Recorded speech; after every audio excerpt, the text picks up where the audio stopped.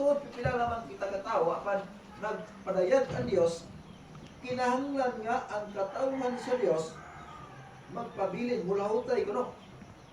Wala nga dili ta mundang sa atong pagserbisyo sa Ginoo. Wala gipadayag sa pulong sa Dios, matod pa sa balaang kasulatan, ang balos na di tayo mga butang na madawat sa atong paghago. Amen. Sumala pa sa balaan nga kasulatan.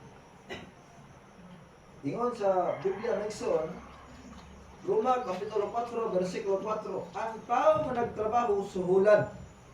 Kung sa magbutang ay suhul sa matagos sa kanato, matod pa sa Roma 6, versikulo 22, ang balos nga madawat ninyo, mao ang pagkabalaan mo sangpot sa kinabuhing walay katapusan. Amen. Tayo ang mga plano o tinguha sa Ginoo diha sa matag usa ka kinabuhi, no?